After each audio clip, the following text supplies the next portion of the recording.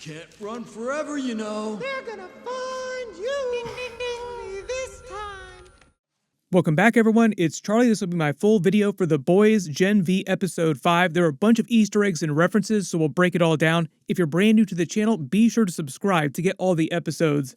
Careful for spoilers if you haven't seen the episode yet. We'll just start at the beginning, work our way through shot by shot, talking about Easter eggs, WTF moments, a lot of hardcore puppet action in this episode, and a lot of degeneracy. Some of the stuff they get down to in this episode would make Homelander blush. The episode title is Welcome to the Monster Club, and it's meant to be a reference to all the kids, like not just Kate, because they out her as the monster who has been wiping their minds, who's behind this, working with Vought this whole time. But the idea is that they all feel like monsters, or they have done monstrous things. The whole thing in the Boys universe, like one of the big twists of the entire series, like the main series too, is that there is no absolute good or absolute evil in the Boys universe. Like nobody's truly bad or truly good. Everybody does really terrible stuff. Best example of that is Butcher. Like he's meant to be just as bad as Homelander, but in a completely different direction, in a completely different way. The actual episode begins directly in the aftermath of Sam's attack on Dr. Cardosa in their mystery blackout for a couple of days. They were active, but nobody remembers anything since the events of Sam's attack, and they don't remember anything related to Sam at all. Like they don't even remember that he exists. They finally confirmed that it was Kate who was behind all the mind wiping. I think we all suspected that she was going to betray them at some point during the season early on. She acted really weird, standoffish to the rest of the Scooby Gang, and like last week in episode 4, she flat out kept reminding Andre that the others did not matter and not to get mixed up with them. Now we know that's because she was working for the Dean in Vought this whole time and was trying to keep Andre from getting killed or worse. Like she still cares about Andre even though she's doing all these terrible things. Like she's trying to protect him, or she thinks she's trying to protect him. Because when things become too much of a problem for Vought, like if a superhero gets too out of line, Vought will either have them killed, or if they're too powerful to be killed, they'll put them in cryo storage like Superboy, Jensen Ackles' character. They would have done the same thing to Stormfront after season 2, like Stan Edgar would have put her in cryo if he needed to, if she hadn't have lost her arms and legs, and basically gave up, like Stormfront allowed them to put her in that bed in Homelander's apartment. She kind of gave up after the events of season 2.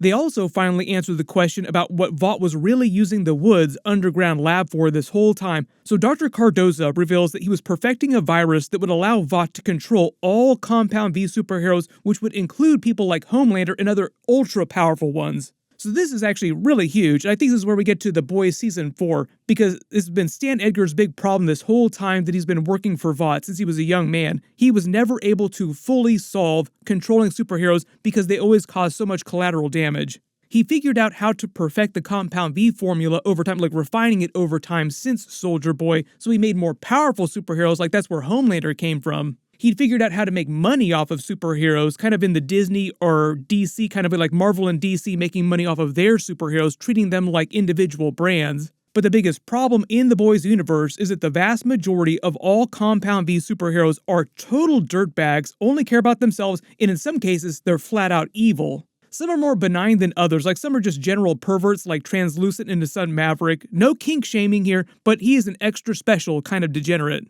We'll get to that in a second. So Vought had Cardosa experimenting on the superhero kids underneath the school, using the school as a glorified testing pool to pick from. That's why they hid it under the school. Remember, the school was created in the 1960s, so the idea is that Vought has been using the school since the 1960s to experiment on kids as much as they needed to basically find better ways to make money off of superheroes, either refine Compound V or create other things based on Compound V powers. But it sounds like the actual virus they want to use to control superheroes is relatively new to like the last 10, maybe 15 years. Like Stan Edgar probably always wanted a way to control superheroes, but Dr. Cardosa was hired to develop it, and he's not that old, so he couldn't have been working on it for like more than 10 or 15 years at most. And it really didn't become a problem for Stan Edgar and Vought until Homelander was created, because most Compound V superheroes aren't that powerful. Like you could kill most Compound V superheroes.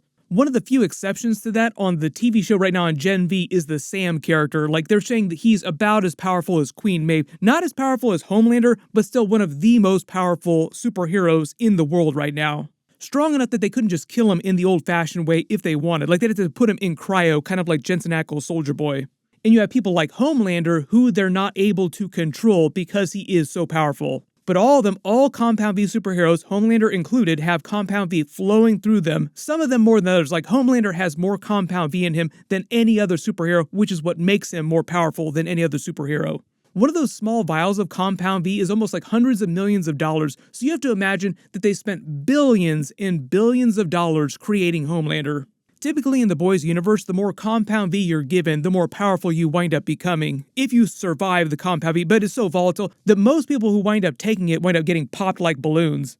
But if they could develop a biological agent that would allow them to neutralize or control the Compound V in superheroes' bodies, it would make them way easier to control. So you basically turn off Homelander's powers. According to Dr. Cardoza, he now thinks that Marie is a much better test subject because of the way her blood-bending powers work. That's because of her ability to affect blood on a molecular level. So he wants to use her to refine the virus and make it more effective way, way faster. The timeline he's talking about makes it sound like it would be ready in time for The Boys Season 4, which I think might be why they're connecting the Gen V show to The Boys.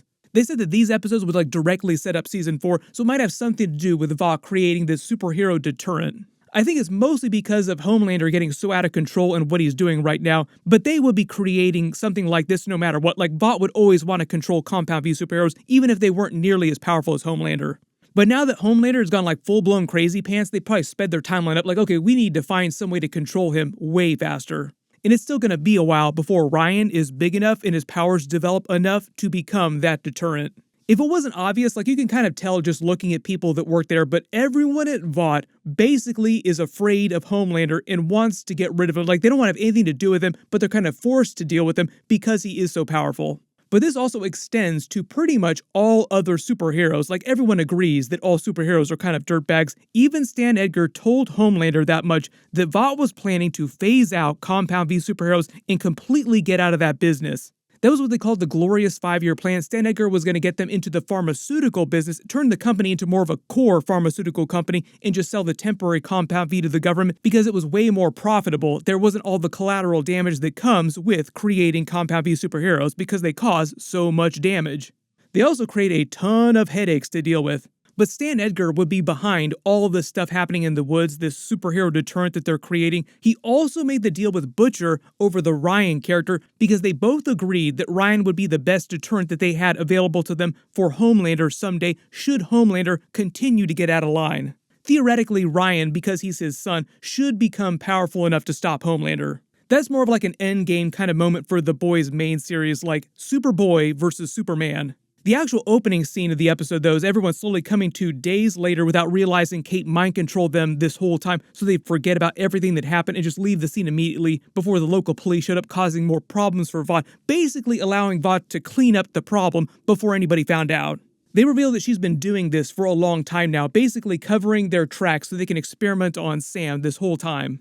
She'd been wiping Golden Boy's memory on the regular because he kept remembering about Sam, so every time he did, he'd try to save him, and Kate would have to wipe his mind again so that he'd forget. There are a bunch of jokes about them waking up at the party house with superhero kids just getting their super freak on with their superpowers. The house belongs to Dusty, whose powers include decelerated aging so that he still looks like a little kid even though he's in his late 20s. We find out that Translucent Son Maverick is into pretty much all manner of freaky stuff. He does pretty much anything you could possibly imagine. His llama is named Sloan, who he's in a relationship with, but I don't know if it's an actual llama, like a regular animal, or if it's Compound V superhero that just looks like a llama or can take llama form. There's a superhero with scales. She looks kind of like a mermaid, this seems like her mermaid tail. There's a fire breather. They find Marie and Jordan in Dusty's room. There are posters of the Seven in the wall behind them. This is Starlight, Queen Maeve, Homelander, Black Noir. There's a poster for a movie that A-Train made called Rapid Transit. Generally, all over the college, all over everyone's rooms, there's all kinds of posters and references to the Seven characters and the fake in-universe movies and products that they sell. There are a couple funny moments with them finding out about all the fluid leaking through the floor below, oh man, that is gross. But as crazy as this seems, within the world of the Boys, this is standard fare, a normal weekend for Compound V superheroes. They're all like this. Most of the house parties that I went to when I was in college were relatively tame by comparison, but I went to a much smaller school. The town was small, the houses were close together, so you can't get too crazy without the police showing up to complain about the noise. That's always the funny thing, as much crazy stuff as you see going on in this house here, usually when people get in trouble for house parties, it's just because of the noise, not because of any of the other stuff that they're doing. Emma winds up passing out in the pool, still in giant man form. The upside, though, is that all her social media posts about her went viral, making her super popular on social media, shooting her up the rankings at Vought. The only real value that the ranking system has there is to serve like a professional sports kind of draft situation where the top-ranked student has a chance to make it onto the 7, and the upper ranks can also make it onto other Vought-sponsored superhero teams, potentially earning way more money. You notice behind her, there's like a random road sign. I wonder where that came from. Generally, the damage around the pool, like around the house in general, seems pretty normal to an actual college party. Pretty average in terms of debauchery, with a few exceptions.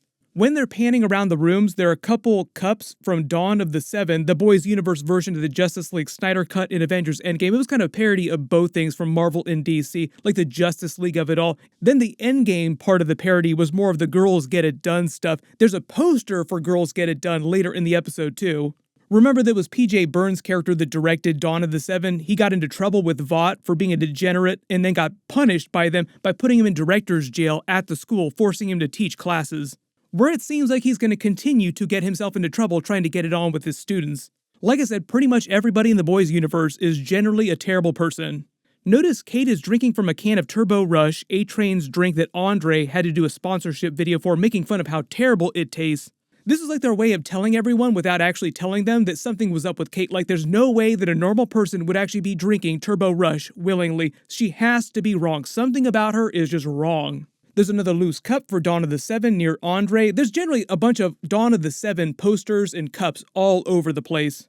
There's a ton of posters and life-size cutouts of Starlight wearing her super slutty version of the costume that they made her wear during Season 1. That was part of her whole storyline in Season 1, like she wanted to wear the normal version of her costume, but Vought was like, no, the sluttier version will test way higher, wear that.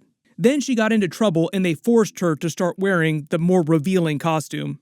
They reveal Emma's mother forbid her from ever going to full giant man size because of an event that she calls the Buster Beaver incident. They implied that it was something sexual in nature, but it was public because she says you can Google it like it is general public knowledge on the internet, so it's something that happened in public. Pretty much everything that happens to Emma, like every terrible thing that's happened to her, has something to do with her sexuality in some way. Sam reveals that he found them because he used his super sense of smell to pick up on Emma's puke, which is gross, but useful. There's a lot of that in the boys' universe, like your power is gross, but it's also very useful at the same time. But because of Kate's mind wipe, neither of them remembered Sam or anything that Emma did with him. It's only seeing the shirt later of the drive-in that makes her think that he was telling the truth about everything. There are a couple jokes about Marie's powers giving her the ability to know women's body cycles. Like I said, gross but useful powers. Notice the rando in the background just passed out on the couch. Like this is like the weird party house where people are just passed out on the lawn like it's no big deal. Then pretty much everything that Kate says to them when they all start talking about losing their memories is just a cover for her knowing the truth, blaming everything on Rufus.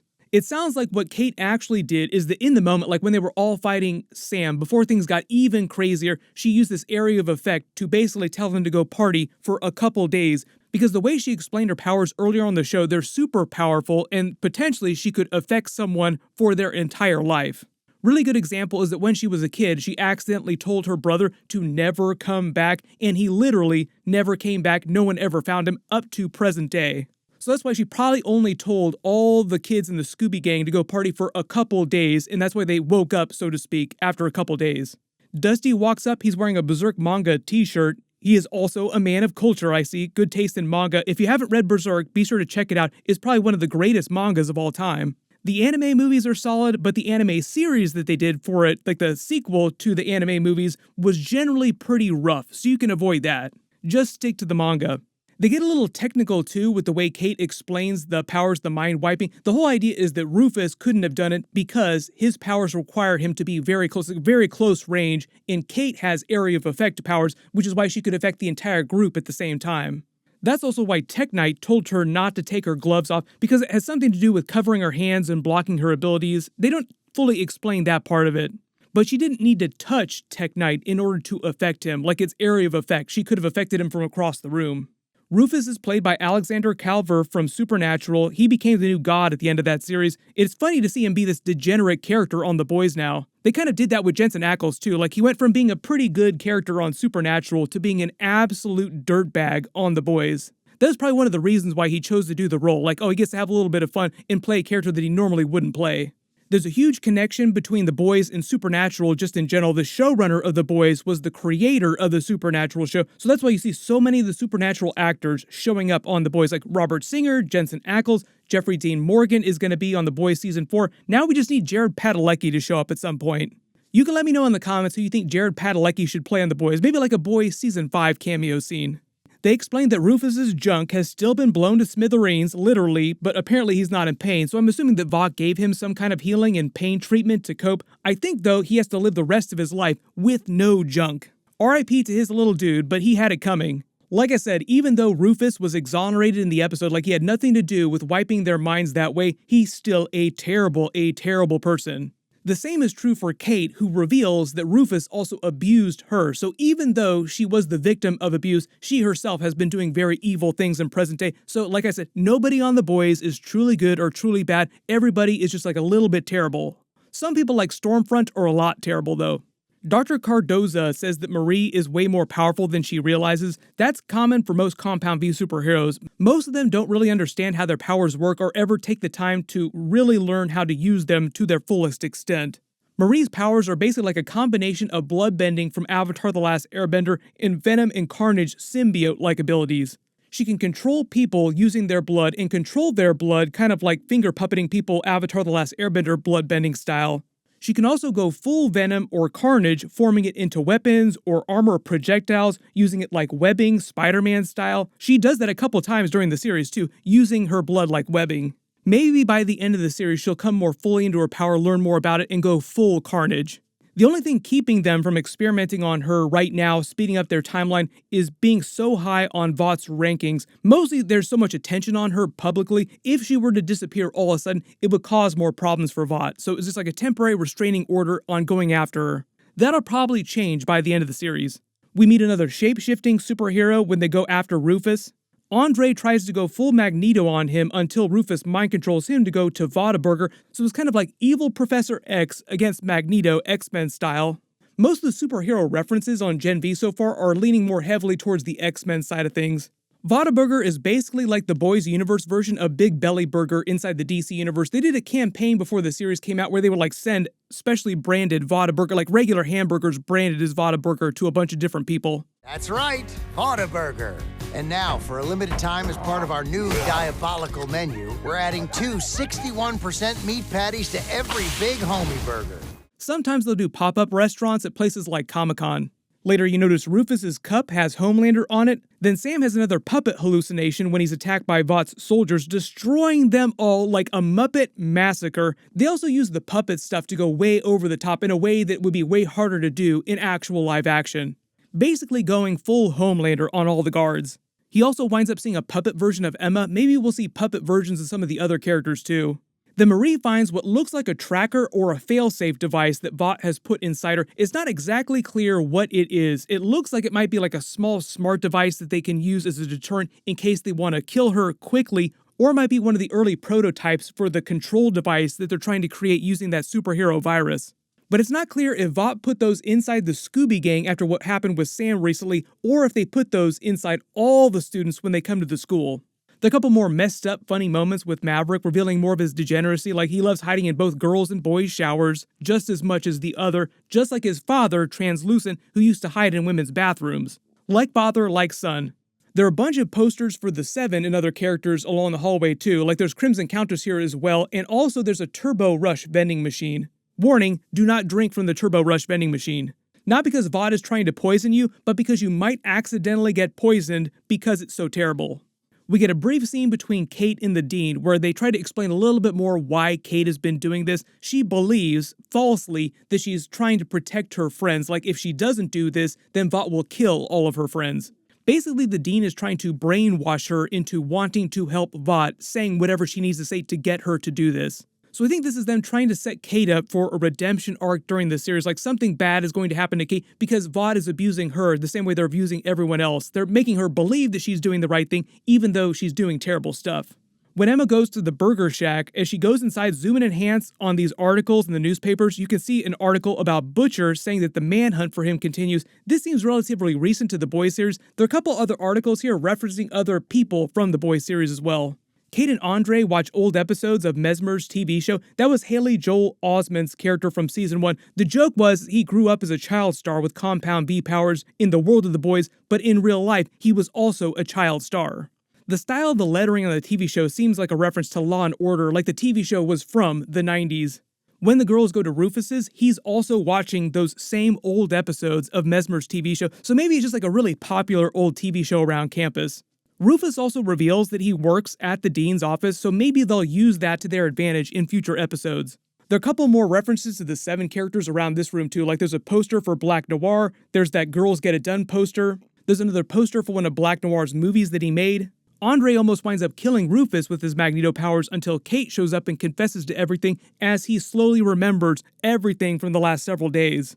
They cut to black, but in next week's episode, the trailer makes it seem like something weird or terrible is going to be happening to the Kate character, and maybe they're setting her up for a redemption arc, and the kids will eventually have to save her too, but it's only going to get crazier before it starts to get better. There's also a weird teaser for Jensen Ackles' Soldier Boy character. We knew that he was going to cameo during the series at some point. It seems like he's coming back during episode 6. So if you spotted any other Easter eggs in the episode that I didn't talk about in the video, just write them below in the comments and post all your predictions for episode 6. What do you think that Jensen Ackles' Soldier Boy is going to be doing? Unless they pull him out of cryo storage, he's still in cryo deep freeze right now, so this could be a hallucination, or it could have something to do with Kate's powers, like somebody could be mind controlling people to hallucinate Soldier Boy. But it is brand new footage of Jensen Ackles who came back to film new scenes to do this. There'll be more cameos from other big boys characters like other people from the 7 in future episodes too, like we'll probably eventually see Homelander show up on the show. My episode 6 video will post next week after they release it, and there's supposed to be a new Invincible Season 2 trailer video this weekend, probably one of the other best new superhero series next to The Boys. I'll be doing weekly episode videos for that when it premieres in November, but that's not going to be for a couple more weeks. Click here for my full Loki Season 2 Episode 2 video, and click here for all my Boys Gen V episodes. Thank you so much for watching, everyone stay safe, and I'll see you guys in the next one.